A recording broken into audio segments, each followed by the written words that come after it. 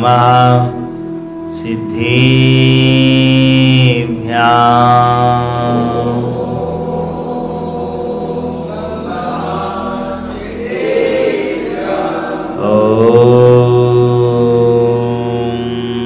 नमः सिद्धिभ्याम्।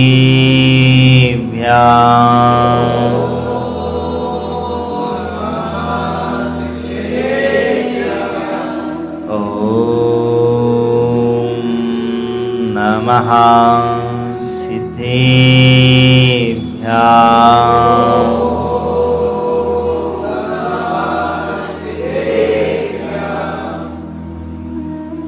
बलदेवा देवी खचाट श्री चिंतामणि पार्श्वनाथ भगवान की, शासन नायक महावीर भगवान की, चारित्र चक्रवर्ती प्रथमाचार्य श्री शांति सागर जी महाराज की, आचार्य भगवान श्री वीर सागर जी महाराज की, आचार्य गुरुदेव श्री धर्म सागर जी महाराज की, आचार्य गुरुदेव श्री विपुल सागर जी महाराज की, द्वादशांग जिनवाणी माता की,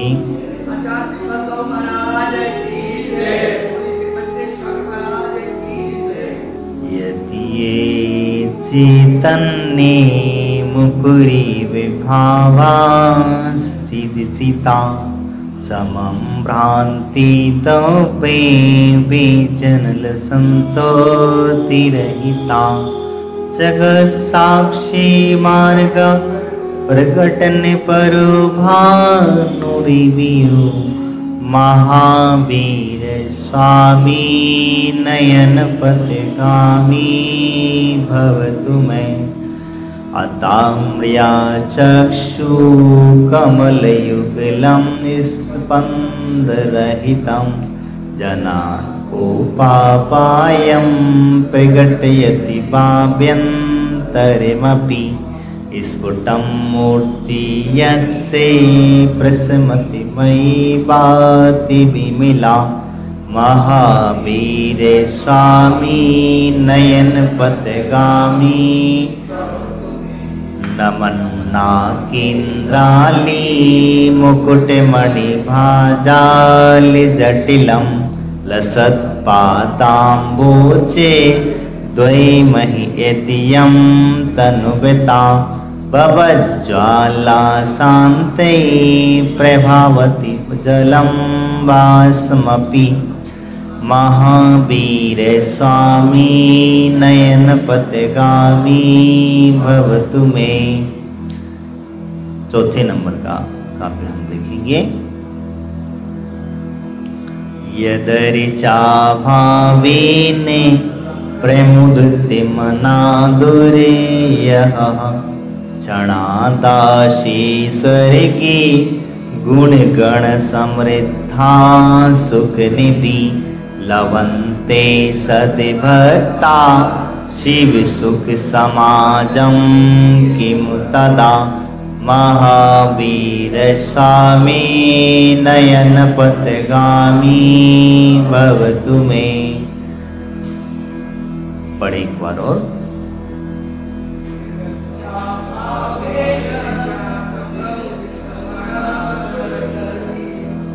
क्षणादाशी स्वर्गी गुण गण समर्था सुख निधि लवन्ते सद्भक्ता शिव सुख समाजं किमु तदा महावीर स्वामी नयन पथगामी भवतु मे।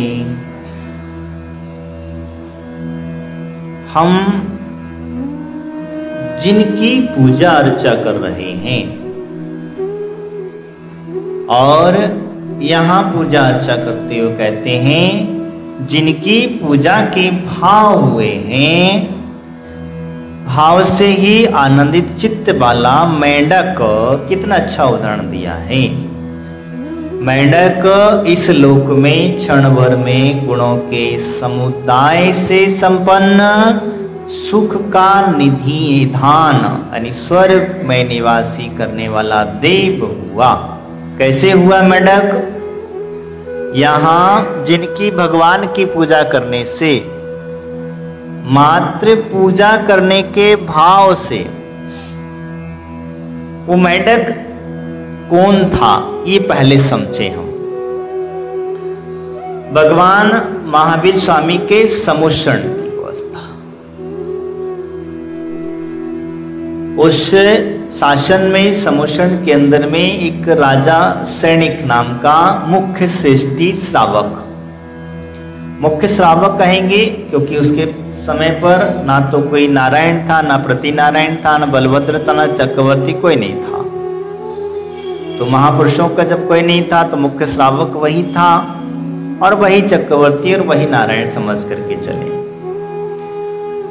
वो राजा सैनिक के राज्य में एक सेठ रहता था। सेठ जिनेंद्र भगवान का भक्त था। एक दिन वो सेठ सामायिक करने के लिए बैठ गया, और सामायिक करने बैठ गया तो उसके सामने एक दीपक जल रहा था। उसने संकल्प किया कि जब तक ये दीपक जलता रहेगा तब तक मैं अपनी सामायिक में लगना रहूंगा। सेठ जी ने संकल्प किया और बैठ गए। अब बैठ गए तो ना तो बोल सकते हैं, ना उठ सकते हैं, ना चल सकते हैं, ना कुछ नहीं। सामायिक का मतलब तो वही होता है, समता भाव पूर्णता। बैठे तो दीपक जैसे ही बुझने आया, सेठानी ने देखा कि दीपक बुझ जाएगा तो अंधेरा हो जाएगा। सेठानी चली तो उसमें तेल डाल दी, फिर भर दिया। अब भर दिया तो अब क्या होता है, सेठ जी बेचारे अब फिर बैठे। उठ तो सक नहीं सकते, बोल भी नहीं सकते, इशारा भी नहीं कर सकते।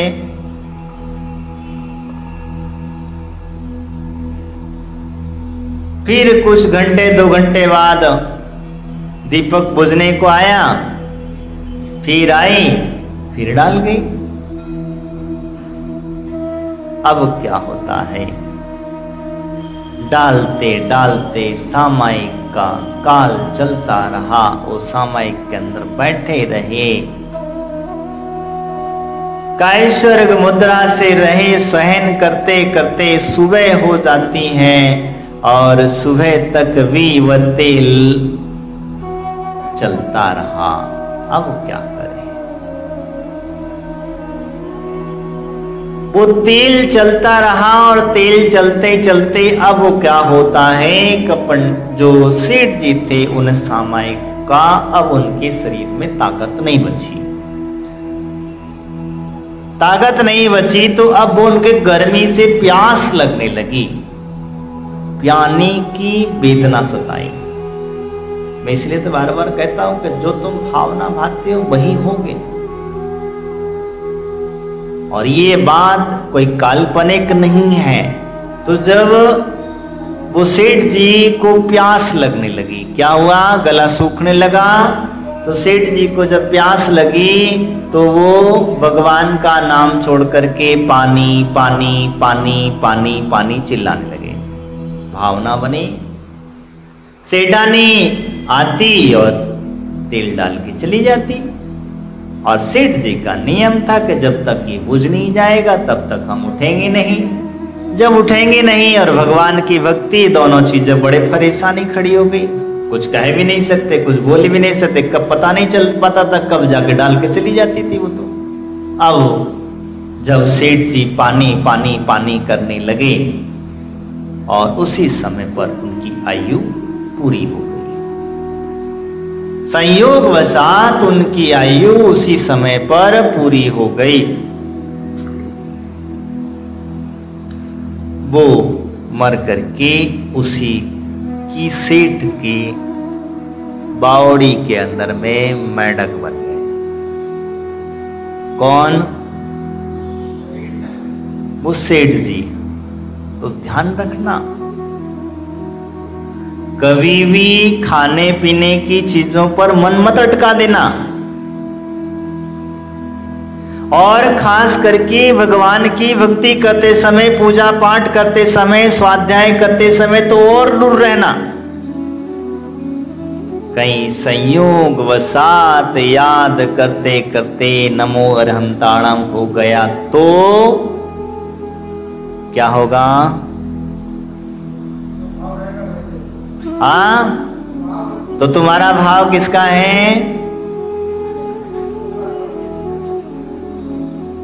तुम्हारा भाव किसका है? खाने पीने का, दुकान मकान का, रुपया पैसे का, जो जोड़ने का, परिग्रह इकट्ठा करने का भाव है, तो वहीं जाकर के जन्म लोगे, उसी में जाकर के जन्म लोगे। अगर खाने का भाव है तो अनाज का कीड़ा बनोगे। उस कीड़े को देख करके विचार कर लेना, कहे कीड़े तूने पूर्व के अंदर में खाने के भाव रखे थे, उसी का दुष्परिणाम है कि तुझे क्या हुआ?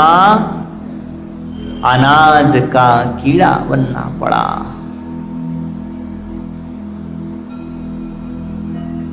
तुम लोग दिन देखते न रात, सुबह देखे न शाम, जब चाहिए तो चाहिए मुंह में कुछ ना कुछ भरने के लिए। अगर ये ना मिलेगा तो हमें एक गंदी आदत पड़ जाती है गुटखा की। चाहिए तो सही मुंह में कुछ ना कुछ भरने के लिए, चबाने के लिए कुछ ना कुछ चाहिए। और वो चबाने की आदत जो पड़ी हुई है बहुत अच्छी है, लेकिन जो चबाना चाहिए वो तो चबाते नहीं होते, तो गट गट गट गट पानी गटक जैसे तो गटक जाते हो। भोजन को चबा के खाइए, आपको बीमारियां नहीं होंगी। एक गिलास को 32 बार चबाइए। कितनी बार? एक गिलास को 32 बार चबाइए और फिर उसको अंदर जाने दीजिए उस लार को, तो फिर देखिए आपके शरीर को कितना रस देता है। वो शरीर के लिए स्वस्थ में काम आता है। आप पानी भी पीते हैं तो उसे भी चबा करके पीजिए। बहुत बड़ी बात कह रहे महाराज, कैसे पानी को चबाएंगे हम? पानी को चबाने की बात कह रही तो बहुत बड़ी बात हो गई है। तुम्हें आपसे वो कहना, तो हमारे उस मेंढक उस सेठ के भाव हो गए पानी के, और वो पानी के भाव ही उसे बावड़ी के अंदर में मेंढक बना दिया। जा पानी पियानी चिल्ला रहा था, पानी में जाकर डूब, कूदता रहे पानी में, पड़ा रहे उसी पानी में, क्योंकि तुझे पानी की प्यास बहुत लगी थी। भगवान का ध्यान छोड़ करके, भगवान की भक्ति छोड़ करके, भगवान के प्रति तुम्हारा जो ध्यान चल रहा था, भक्ति चल रही थी, वो तो एक तरफ रह गई। पानी पानी चिल्लाने लगा, तो उसका दुष्परिणाम ऐसा हुआ। एक दिन सेठानी पानी भर रही थी, उस मेंढक को सेठानी के प्रति बड़ा प्रेम जागृत हो गया। पता नहीं उस मेंढक को सेठानी के प्रति बहुत सी इच्छा होने लगी, लालसा होने लगी, ये कोई तो मेरा पहचाना जानना पहचाना है। वो मेंढक फुदक फुदक करके सेठानी की साड़ी पर कूद जा रहा। सेठानी बेचारी डर रही। सेठानी जो थी बेचारी डरने लगी। वो चल गया पागल, सेठ मेंढक मेरे ऊपर जा रहा, तो कोई स्वाभाविक है डर जाता है। कोई भी व्यक्ति मेंढक अगर ऊपर आएगा तो डर डर के मारे बेचारी परेशान इधर उधर भटकती रही। कहा एक दिन मुनिराज वहां आए थे, तो और मुनिराज से उसने पूछा कि भगवान एक जिज्ञासा है कि मेंढक जो है मुझे देख करके बड़ा फुदकता है और बार बार मेरे पीछे आता है। बार बार मैं पानी खींचने जाती हूँ तो बाल्टी में कूद करके आ जाता है, बाल्टी में कुल छलांग मार के आ जाता है और जा करके बस मेरी साड़ी पे लिपट जाता है। आखिर कारण क्या है? तब मुनिराज ने कहा ये तुम्हारी पति देव है। यानी पूर्व में सेठ जी मर करके मेंढक बने हैं। बोले क्यों? तो वो पानी पानी चिल्ला रहे थे। सामायिक करते करते वह पानी के ऊपर ध्यान लग गया और वो पानी का ध्यान ही उन्हें पानी के अंदर में मेंढक बना दिया। तो बोले भगवान तो फिर अब क्या करें, अब क्या करूं, बन गए तो बन गए हैं, अब इनका कभी उद्धार होगा? तो बोले होगा। भगवान महावीर स्वामी जब आएंगे विपुलाचल पर्वत की ओर जो है, तब इनका उद्धार होगा। कैसे उद्धार होगा ये नहीं कहा, बस उसी समय पर इनका उद्धार होगा। तो वही चीज हुई जब वह मेंढक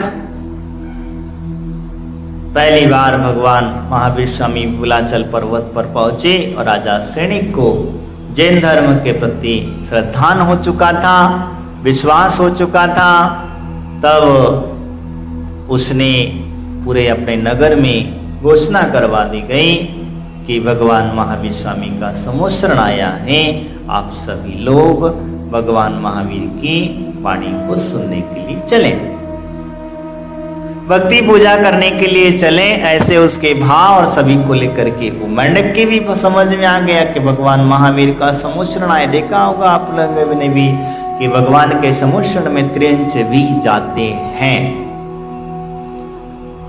जो भव्य होते हैं वो त्रियंच भी भगवान के सम्मोचन में जाते हैं, उनकी बुद्धि वैसी हो जाती है। तो वो मेंढक भी चल दिया, उसके पास तो कुछ नहीं था, एक फूल लगा हुआ था वहां पर, उसे मुंह तोड़ा, उसकी पंखुड़ी को मुंह में दबाया और चल दिया। सब कुछ ना कुछ लेके जा रहे थे, तो उसके भी भाव हुए कि मैं भी भगवान के दर्शन पूजन करने जाऊं। सब तो हीरे मोती जवाहरात आदि लेकर के जा रहे थे भगवान के सम्मोचन में, भगवान की पूजा करने के लिए। देखिए वो मेंढक के भाव, एक फूल की पंखुड़ी को तोड़ करके, क्योंकि वो श्रावशीट की पर्याय में भगवान की पूजा आदि करता था, वो जानता था कि भगवान की पूजा का फल क्या है।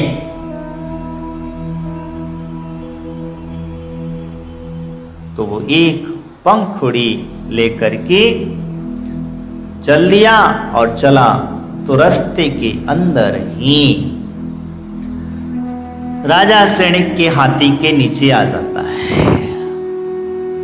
संयोग देखिए, भाव थे पूजा करने के, भाव थे भगवान के सम्मोचन में जाने के, उन भावों के साथ मरा तो बनकर देव बन गया। वो मेंढक जो है देव बन गया। जब देव बना तो राजा सैनिक को के पहले वहां पहुंच गया। राजा सैनिक तो बाद में पहुंच पाया, उसके पहले ही वो वहां पर पहुंच गया और पहुंच करके भगवान की बड़े भक्ति से आनंद के साथ उसने पूजा की, आराधना की, और आराधना करने के पश्चात वह अपने कोठे में बैठ गया। देव का जो कोठा था उसमें बैठ गया। इधर सैनिक ने भी भगवान की पूजा की और पूजा करने के पश्चात भगवान से पूछ लिया कि भगवान ये जो देव है इतनी भक्ति से, इतनी तल्लीनता से आपकी पूजा अर्चा कर रहा है, ये कौन है और किस पर्याय से आया है और कैसे आया है? मैं ये सब कुछ जानना चाहता हूँ। उस गणधर परमेष्ठी से उन्होंने निवेदन कर दिया और निवेदन किया तो गणधर परमेष्ठी ने पूरा व्याख्यान बता दिया। तुम्हारे ही नगर का सेठ है, सेठ सामायिक में था, सामायिक के समय पर नियम किए था कि ये दीपक जब तक जलता रहेगा तब तक मैं सामायिक से नहीं उठूंगा। और संयोग वसात सेठानी उसकी चुपके से कब तेल डाल के चली जाती थी और जब देखो तब दीपक भरा का भरा दिखता रहा। इसलिए सामायिक करते करते काफ़ी समय बीत गया और उसका कंठ सूखने लगा, तो वो सामायिक छोड़ करके पानी का ध्यान करने लगा और जैसे ही पानी का ध्यान किया उसी समय पर उसकी आयु समाप्त हो जाती है और समाप्त होते ही वो वहाँ का मर करके मेंढक बनता है। और वही मेंढक बावड़ी से निकल करके जब पता चला कि भगवान महावीर स्वामी का समुसरण आया है तो बाहर निकला और अपने मुख में एक छोटा सा फूल का पत्ता जो है दबा करके निकला था।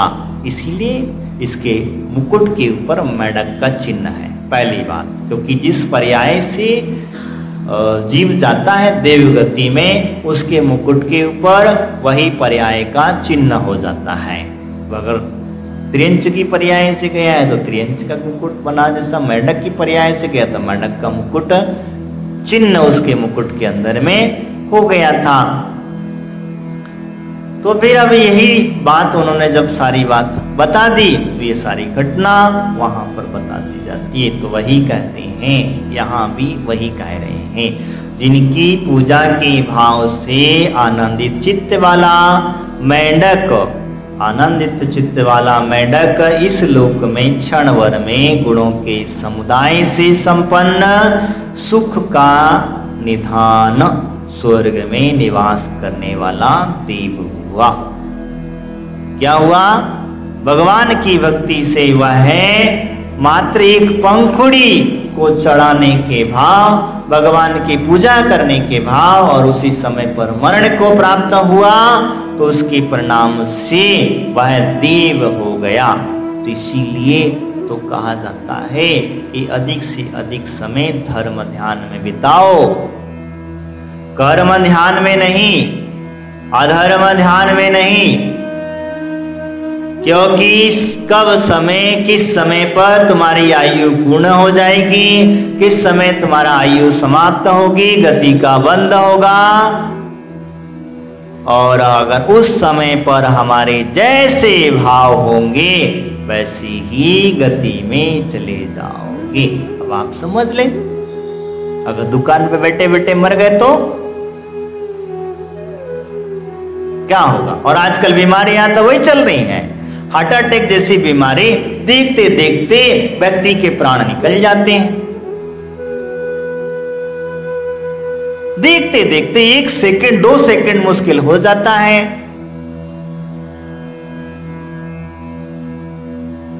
तो इसी वजह से तो कह रहे हैं कि भैया आपको करके वास्तविकता में जीवन व्यतीत करना है, अपनी अगर गति को सुधारना है, अपने जीवन को सुधारना है तो फिर धर्म ध्यान में अधिक से अधिक समय बिताना, धन के ध्यान में नहीं।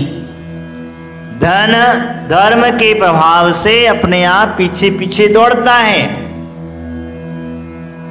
आप जितना इसका त्याग करते जाओगे, जितना इसे छोड़ते जाओगे, ये उतना उतना तुम, जिससे कभी कभी देखा होगा आपने किसी व्यक्ति से पीछा छुड़ाना चाहते हो तो बार बार व्यक्ति हमारे सामने का आके खड़ा हो जाता है, कोई भी चीज हो। तो ये प्रकृति का सिद्धांत कुछ इसी प्रकार से, जहां निषेध में आकर्षण, अगर आपसे कह दिया जाए कि दरवाजे से पर्दा नहीं हटाना है तो क्या होगा? लिख दिया जाए कि दरवाजे से पर्दा नहीं हटाना है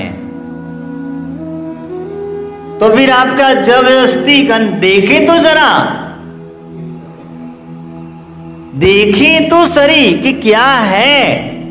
बस यही सिद्धांत है। आप के जैसे भाव होते हैं वैसे ही गति हमें प्राप्त हो जाती है। तो इसीलिए हमारे जो भाव हैं, तो यहाँ पर उन्होंने कहा कि जैसे स्वर्ग का निवासी देव, देव कैसे बना? तो उसकी पूजा करने के भाव थे। किसके पूजा करने के?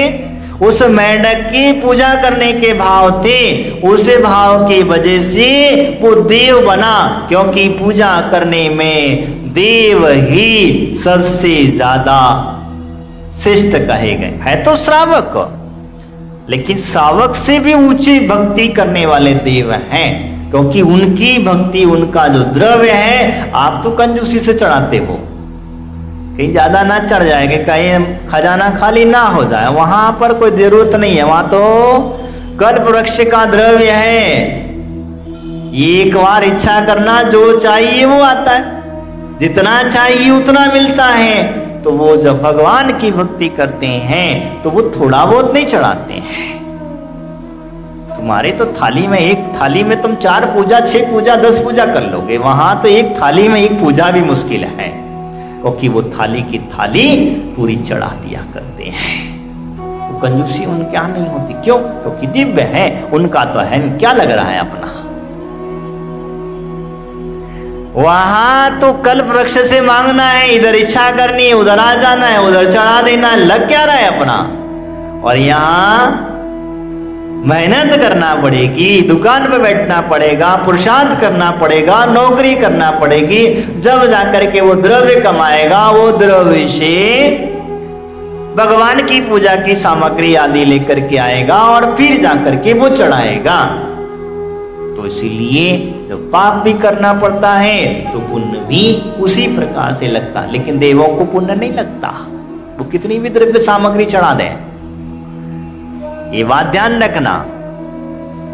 वो कल्प वृक्ष से एक मांगी हुई सामग्री चढ़ा दे, कितनी भी चढ़ा दें, लेकिन उनके पुण्य नहीं लगता। हाँ, भावों की विशुद्धि अवश्य आ जाती है। उनके भाव अगर हैं तो पुण्य उन्हें आवश्यकता हो सकती है। इसीलिए मैं आपसे जो चर्चा कर रहा था, यानी कि वो स्वर्ग का निवासी हुआ। तब क्या कहते हैं? आप तो सच्चे भक्त हैं, आप भगवान के सच्चे भक्त हैं, और सच्चा भक्त भगवान की पूजा करेगा तो निश्चित ही क्या पाएगा? मोक्ष सुख को प्राप्त कर लेगा।